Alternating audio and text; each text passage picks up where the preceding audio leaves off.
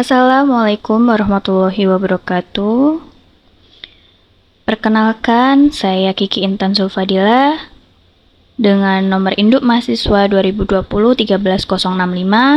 Saya dari Prodi S1 Keperawatan kelas 7B. Dalam kesempatan presentasi ini, saya akan membahas tentang pemberian terapi oksigen dengan dosis tinggi. Dalam hal ini, karena presentasi dilakukan secara daring, Bapak atau Ibu yang saya hormati, dalam presentasi ini tidak ada sesi tanya jawab khusus. Oleh karena itu, saya harap kita semua bisa mengikuti presentasi ini dengan seksama. Langsung saja kita masuk pada materi. Apa yang dimaksud dengan oksigenasi? Oksigen merupakan gas yang vital bagi kehidupan manusia. Oleh karena itu, bila tidak ada konsumsi oksigen dalam beberapa menit, dapat menyebabkan kematian. Manusia yang mempunyai paru-paru yang sehat hanya membutuhkan oksigen sebanyak yang tersedia di atmosfer, tidak lebih dan tidak kurang. Oksigen atau O2 merupakan salah satu bahan pengobatan yang banyak dipakai pada pasien-pasien dengan kelainan paru maupun jantung. Pada orang yang sakit, dengan kadar oksigen darah yang rendah memerlukan oksigen dalam jumlah lebih besar dari normal yang kita sebut dengan suplemen oksigen ataupun terapi oksigen. Selanjutnya, di sini terdapat patofisiologi. Keracunan oksigen terjadi pada paru disebabkan oleh radikal bebas yang terjadi akibat terapi oksigen hiperbarik. Produksi radikal bebas yang terlalu banyak akan berinteraksi dengan sel yang dapat menimbulkan perubahan biokimia, sel, morfologi, dan fisiologi. Adapun tujuan sebagai berikut. Yang pertama untuk mempertahankan oksigen, yang kedua meningkatkan oksigen, yang ketiga mencegah terjadinya hipoksia, yang keempat mengatasi hipoksia. Dan untuk indikasinya di sini terdapat yang pertama itu hipoksemia atau disebut dengan hipoksia, yaitu tidak adanya cukup oksigen dalam jaringan untuk mempertahankan fungsi tubuh. Yang kedua trauma berat, yang ketiga infrak miokard akut atau disebut dengan serangan jantung. Infrak miokard akut ini adalah istilah medis dari serangan jantung ya teman-teman. Kondisi ini terjadi saat aliran darah ke arteri koroner jantung mengalami penyempitan. Kedua hal ini akan membuat otot jantung kekurangan oksigen dan mengalami kerusakan. Nah, arteri koroner ini adalah pembuluh darah yang sangat penting dalam sistem kardiovaskular. Pembuluh darah ini bertugas mengalirkan darah yang membawa oksigen dan nutrisi ke otot jantung atau miokard. Penyempitan arteri koroner umumnya disebabkan oleh penumpukan plak kolesterol LDL, lemak jenuh, dan lemak trans pada dinding dalamnya. Saat arteri koroner menyempit, aliran darah ke otot jantung jadi berkurang nih atau malah berhenti seketika.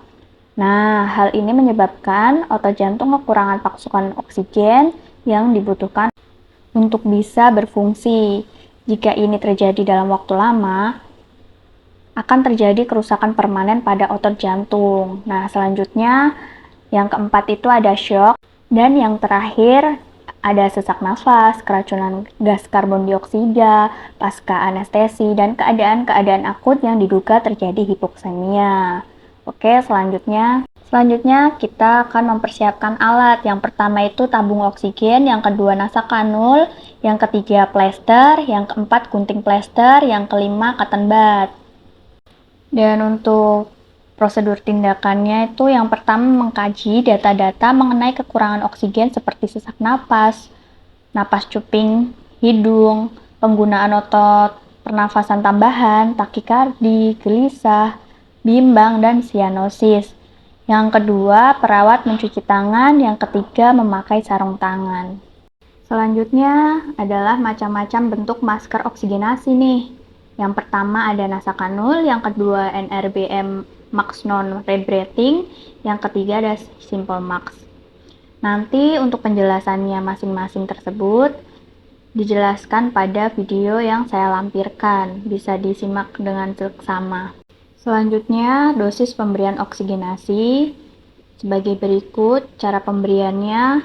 Jika melalui kanul hidung atau nasakanul, itu untuk aliran O2-nya atau oksigennya 1-2 lpm, 3-4 lpm, 5-6 lpm. Dan untuk masker sederhana atau simple mask itu 6-10 lpm. Dan untuk non-breathing mask itu 6-7 lpm, 8-9 lpm, 10-15 lpm. Selanjutnya untuk tata laksana bisa dilihat di video yang saya lampirkan berikut.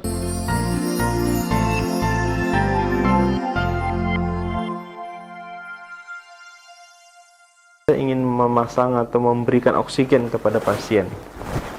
Yang pertama, alatnya adalah tentu tabung oksigen lengkap dengan regulatornya. Ya, ini tabung oksigen lengkap. Tabung oksigen ada beberapa jenis, ada yang besar, ada yang kecil. Ini yang kecil ini, ya. Kemudian ini regulatornya, ya. Ada pulse oximetry, ada humidifier, ya. Ada oximetry nih untuk mengukur nih berapa tekanannya, ya. Nah, ini pulse oximetry.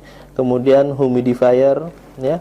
Sebagai nanti ini ada air dalam pelembab, ya. Air ini berfungsi sebagai pelembab, ya. Ketika airnya kurang atau habis, itu akan menjadi kering sehingga nanti akan mengakibatkan iritasi pada mukosa hidung. Maka kita gunakan air sebagai pelembab, ya. Ini ada batas, ya. Batas pengisian air di sini. Tidak boleh kurang, habis, tidak boleh lebih.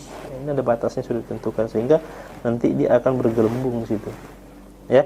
Nah, ini pemutar nih, pengatur tekanan berapa liter per menit yang kita ingin gunakan, ya, sesuai kebutuhan dan order instruksi oleh dokter. Nah, ini kita tinggal putar, tinggal kita perhatikan aja nanti naiknya berapa yang kita inginkan. Terus kita akan setting di sini menggunakan alat ini, ya. Ini penyambung selang oksigennya nanti, ya.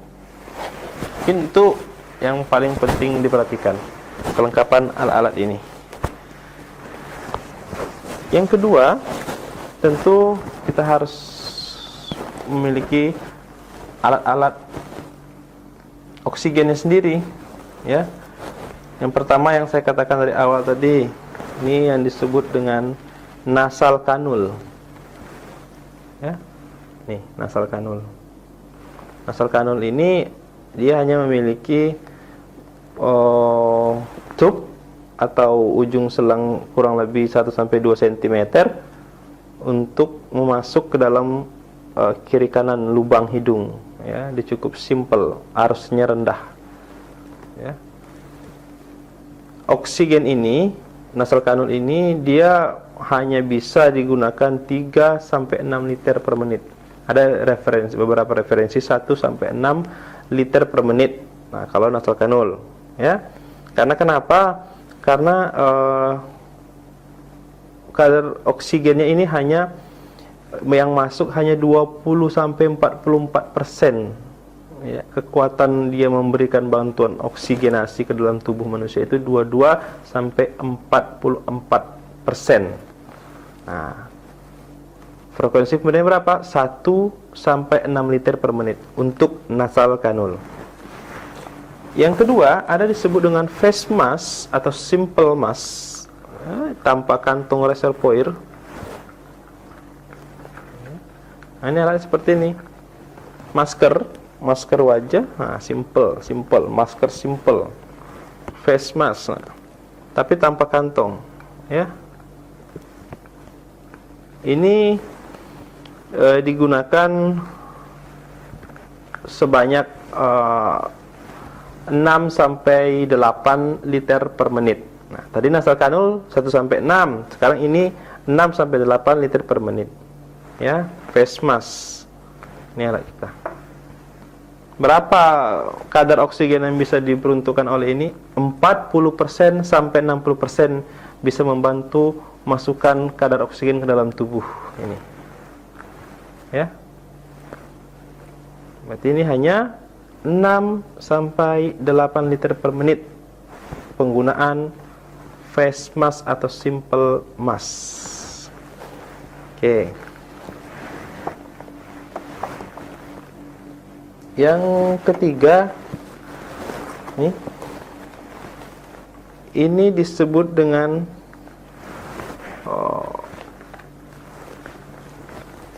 face mask juga, cuma memakai kantong reservoir. Ini disebut dengan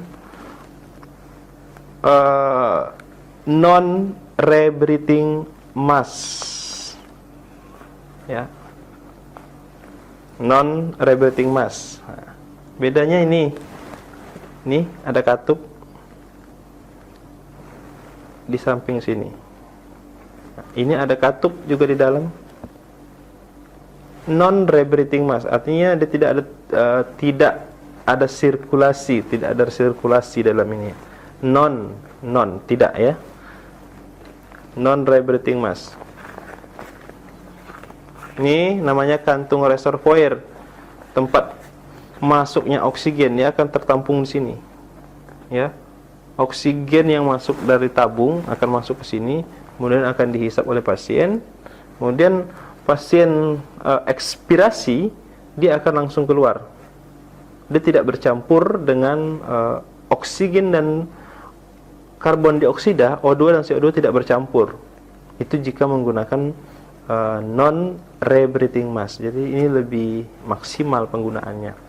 Ini lebih bagusnya digunakan pada pasien-pasien yang membutuhkan oksigen yang tinggi pada hasil-hasil analisa gas darahnya. Dia membutuhkan O2 yang tinggi. Ini kebutuhannya cukup bisa. Ya. Oke. Kemudian ini yang disebut dengan rebreathing mask. Dia tanpa katup valve, tanpa katup ya. Sama, dia ada reservoirnya, tempat penampungan oksigen yang dari tabung tadi masuk ke sini, tapi tanpa katup, sehingga oksigen, O2 dan karbon dioksida ini sempat bercampur karena dia tidak ada katupnya. Jadi dia bisa masuk ke dalam, keluar. Jadi pasien mengekspirasikan CO2, besar kemungkinan dia akan menghirup kembali CO2 yang diekspirasikannya itu, karena dia bercampur sirkulasinya di dalam ini. Itu yang rebreathing mask tanpa katup, hanya itu bedanya. Ya. Ini berapa liter? Ini bisa 8 sampai 12. Begitupun dengan non-rebreathing tadi. Sama, bisa sampai 15 liter per menit ketika membutuhkan kondisi-kondisi tertentu. Berapa masukan oksigennya kalau ini? Ini bisa 60 sampai 80% yang rebreathing mask. Jika non-rebreathing mask tadi, ini yang dengan katup, non-rebreathing mask itu sampai 90%, bahkan 100%, ya, untuk bisa memfasilitasi kebutuhan oksigen dalam tubuh pasien. Ini 8 sampai 12, bahkan sampai 15. Ini juga 8 sampai 12 liter per menit bisa digunakan. Oke, itulah alat-alat yang kita gunakan pada saat mau mempersiapkan pemberian oksigen pada pasien, ya. Tapi jangan ingat, yang paling penting adalah di tahap berikutnya, tahap persiapan pasien, identifikasi pasien, ya, kaji kondisi respiration rate pasien, berapa frekuensi pernapasan per menit, saturasi oksigennya berapa, ya, itu perlu dikaji. Kemudian tanda-tanda klinis yang ada di tubuh pasien itu seperti apa, apakah pernapasan menggunakan cuping hidung atau bagaimana, simetrisan dadanya saat bernapas, apakah ada suara napas tambahan, itu semua harus dikaji, ya. Nah, paling penting itu. Kemudian kita akan masuk ke tahap-tahap bagaimana cara melakukan pemasangan oksigen tadi. Simple. Yang penting apa? Pada dasarnya kita tahu kapan menggunakan nasal kanul, kapan menggunakan simple mask, kapan menggunakan rebreathing mask, kapan menggunakan non rebreathing mask. Setelah itu kita tahu, maka semuanya akan menjadi mudah dan kita akan menjadi lebih profesional dalam bekerja.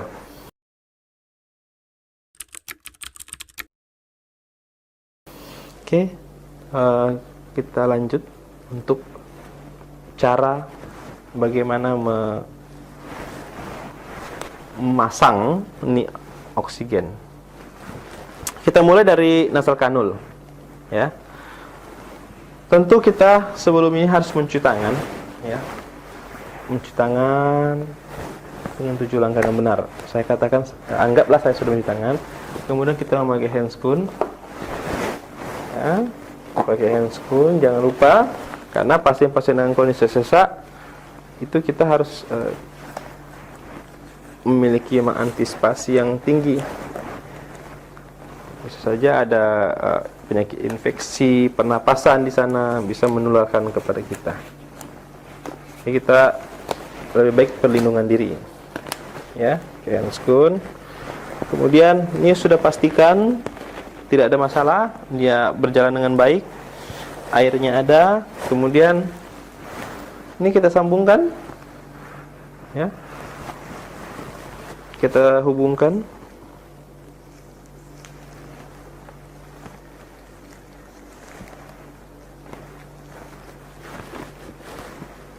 Nah, kita sambungkan di sini, oke. Ya. Pastikan ini tersambung dengan baik. Kita tersambung, maka kita akan cross check apakah mengalir apa tidak, ya, gitu. Kita hidupkan dulu.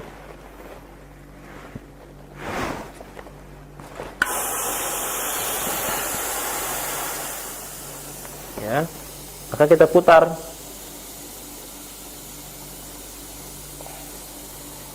Nah, ini berfungsi dengan baik, bergelembung, ya, ada ini. Kemudian kita cek, kalau nasal kanul tadi berapa?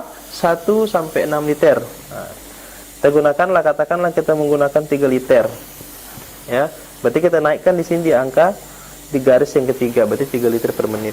Kita periksa kedua nih, apakah berfungsi? Oh ya, ada, berarti siap bisa digunakan. Itu langkah ketiga. Langkah kedua, selanjutnya kita pasangkan ini kepada pasien. Ya, kita pasangkan kepada pasien. Sebaiknya kita matikan dulu ini. Ya, kita pasangkan kepada pasien.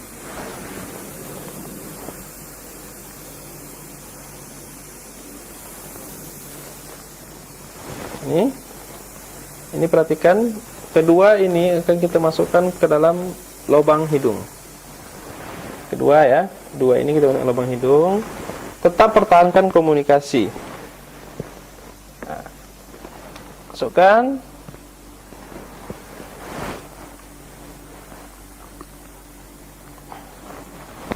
Baru atur, ini disangkutkan ke telinga, menggas sebagai tahanan.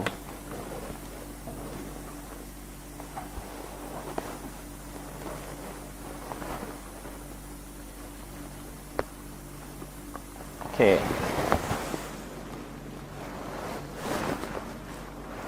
Seperti ini. Ini kita komunikasikan, tanyakan, apakah Bapak merasa nyaman? Apakah ada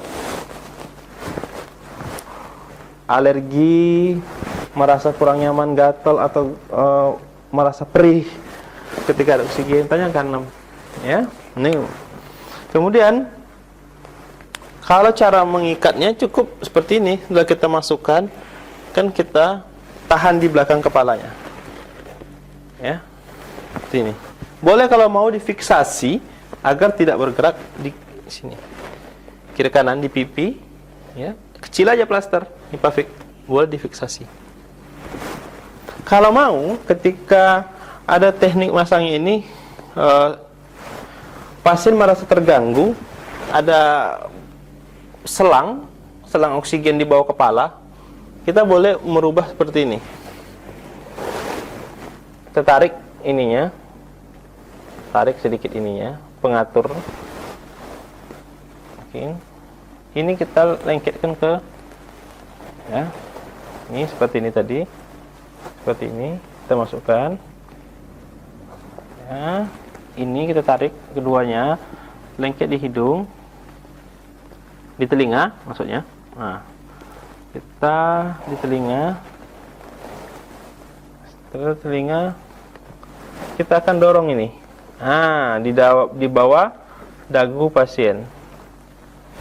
Oke, itu juga bisa alternatif kedua ketika pasien merasa terganggu dengan adanya tube atau selang di bawah kepala. Boleh seperti ini. Selesai. Saya rasa cukup sekian untuk nasal kanul. Sekarang bagaimana untuk ini? Sekarang kita lepas dulu, kita coba kan pada simple mas.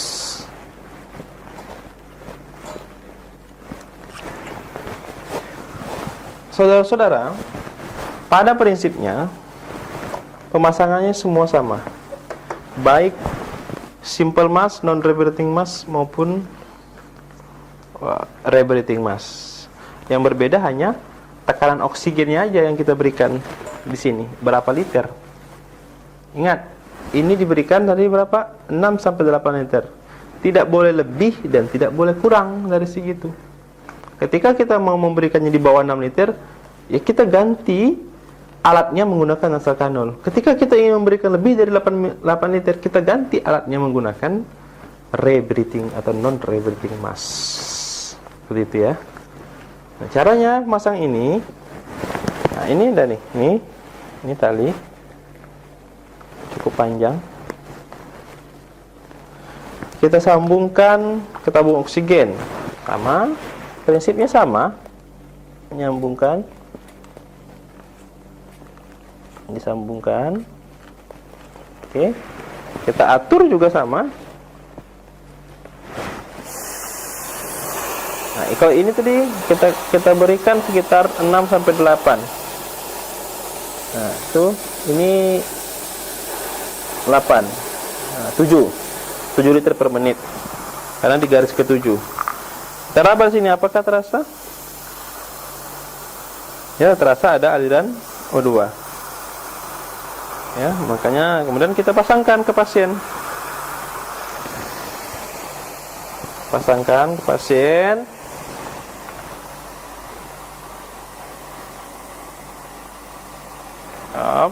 Tali kita lingkarkan ke sini.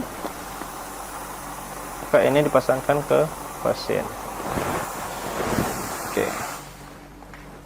Oke, maka baru kita kaji. Bagaimana Bapak? Apakah ada keluhan? Apakah merasa nyaman? Apakah terasa? Tanyakan. Seperti itu. Simple. Ya. Begitu juga dengan pemasang ini. Tekniknya sama, sambungkan, masukkan.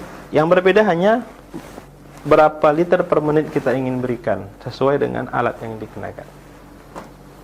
Nah, langkah selanjutnya adalah pendokumentasian. Tentu ini harus dokumentasikan. Apa saja yang didokumentasikan?